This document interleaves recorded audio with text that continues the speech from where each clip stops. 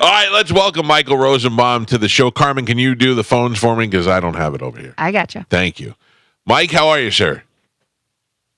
I'm super well. I just want to tell you, my buddy from Indiana, he just said, "You're going to be on the Mike Calta Show right now." I'm like, "Why are you up?" Why is he listening from Indiana? Well, I think he lives in Tampa now, but he's from Indiana where I grew up. So Gotcha. He texts me, and I'm like, "Wow, that's cool." So somebody's listening. I like this. Yeah. You have a big show. I knew somebody was listening. I knew one guy would be tuning Finally, in. we got one. Mike, I was just talking about how I years ago I had asked this question that stuck out with me. Harlan Williams claims you as one of his better friends. Yes, Harlan Williams, if you guys out there don't know him, he was the guy in Something About Mary.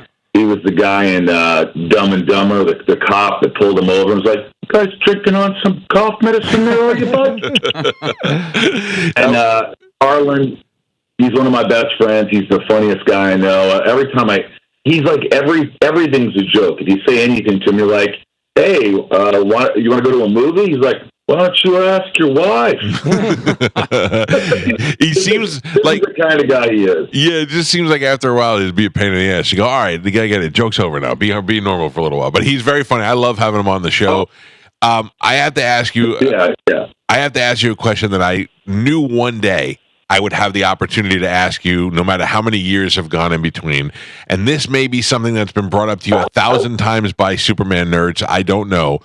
But during your time on Smallville, do you know that there was an error where Tom Welling calls you Mike instead of Lex? What? I mean, is that something that's been pointed out? Because the two of you were having it was early on in the show, and the two of you are having a conversation, and he goes, "Mike, look," and I go, "Mike, who's Mike?" And I got to look it up and all that, and I wondered if that, like that's one of the bloopers everybody points out. But it goes so casual you don't even notice. I don't even remember that. I'm going to have to look that up because Tom and I have a rewatch Smallville podcast called Talkville. Yep. And we haven't talked about that, but I'm gonna look that up and see if there's any truth to that. Listen, why would I lie to you? Hey, I don't know. I don't know you that well. Maybe that's what you do. That's why no one listens. You're lying all the Just time. that one guy from Indiana listens to the show. Yeah. All right, the reason we're talking to Michael Rosenbaum today is because he's got a book out that is right up our alley. It is a children's book called The Talented Farter. What made you write a children's book and make it about farting, which comes with sound effects, by the way, which I think is great. Oh yeah, can you hear this if I even play it? Try it. Do it again. Can you hear this? No. Do it again.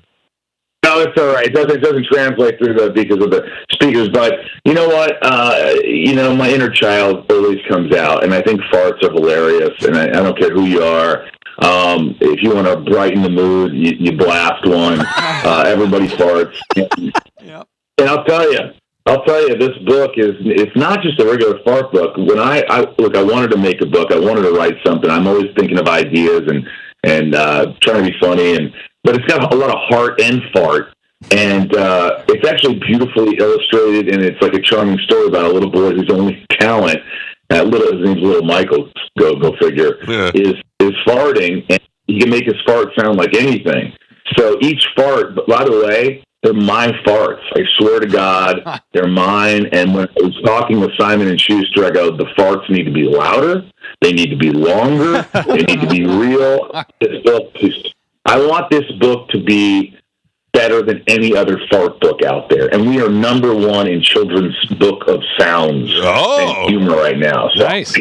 Yeah, look, I'm a kid in the candy store. Everything to me, I try to find an element of fun in everything I do. And I'm just glad they let me make this book. And, my friends are, even my celebrity friends put quotes in the back. I don't know if you have the book, but Rainn Wilson says, "This book is disgusting and horrible. I've read it 137 times." Jennifer Love Hewitt, an instant classic by the gassiest and classiest guy I know. And Henry Winkler, Michael is a wonderful storyteller because he is funny, he is tender, and he is smart and very noisy. So it's just a treat, man. It's a treat to be an adult and like to be able to make a book like this and share it with your friends. It's good for the holidays, and I'm really proud of it. I got to say, I'm really super proud of it. Listen, I'm a guy who was raised 2 children. If I had a book about farts, I think I had a book called Everybody Poops for the kids when they were little, but this farting book is different. Can I tell you, as adults on this show for several years, we played a game called Guess Who Farted, and we would record our own farts and save them, and then we would play them, and a listener would have to guess which one of us farted. Would you like to hear one of our most obnoxious farts? Please. Carmen, please let one rip for Michael Rosenbaum. That is real. That is 100% real. Now, whose is that? That's yours. That was real? Yeah, yeah, that's Galvin. See, the problem with the reason we stopped playing it after a while is because our farts started to be recognized too easily. Mine we called the inverted bullfrog. It just sounded like a lot of, like a toad. Galvin sounded like you were starting a Harley. And then we had a girl on the show, Dinah. Yeah. There was a different classifications. Oh. Never. That first one sounded like a mac and cheese craft dinner. Could have been. You just had. Oh, that was a solid steak. There was one that Galvin recorded because we do them in our own spare time, and Galvin recorded it, and it was so long and loud that he made himself laugh. You can hear him laughing in the background uncontrollably. You're right. To be able to recognize the fact that farts are funny and come out with a book called The Talented Farter for children, I think that is genius, and I'm glad that you were able to put it down. And you got 2 thumbs up from the Fonz. Oh, yes, 2 thumbs up by the Fonz. And you know how this book became this book? Is I'm immature as hell. I just want you to know that right now. Get ready for immaturity at its peak. All right. I would send my friend, not to name drop, but one of my best friends is John Heater, who's Napoleon Dynamite. So I would send him and his twin brother my farts randomly. Like, he'd wake up to my ass. And so I would fart, and then he would text me back and go, "That sounded like fireworks in the distance." and he would tell me what the fart sounded like. So that's how I really got the idea to make this book. I go, wow, what if this kid can make his fart sound like a bullfrog? Or he can make it sound like fireworks or his alarm clock. He wakes up to his ass. He doesn't need an alarm clock. He wakes up to his butt every morning.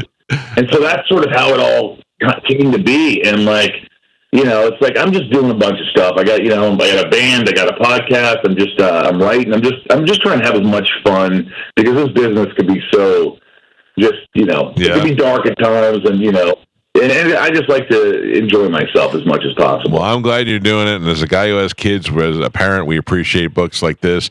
And I love that all the guys you hang out with are all just like you. You, Harlan Williams, John Heater, every tall, skinny white guys. Hey, I have black friends too. I just name them. Sure you do. Hey, it's a pleasure to have you on your show. I'm telling you, it's got to be in the early seasons. I was a latecomer to Smallville, but I had it on DVD, and I would watch them in my car while I was picking up my kids from school, like on Carline, and I noticed Tom calls you Mike in one of the episodes. It's there. I'm sure some other nerd has pointed it out too. I'm going to check it out. I believe you. I'm going to check it out, and I'm going to just, I'm going to share it with the world. So I appreciate you letting me know that. I'm going to do some research. The book is called The Talented Farter. I appreciate you guys loving it and talking about it, and hopefully people will check it out because I think they'll really have fun with it. Pick up The Talented Farter just in time for Christmas. Mike, good talking to you, buddy. Have a great day. You're awesome, guys. Thank you. Yes. That's how you wanted to be.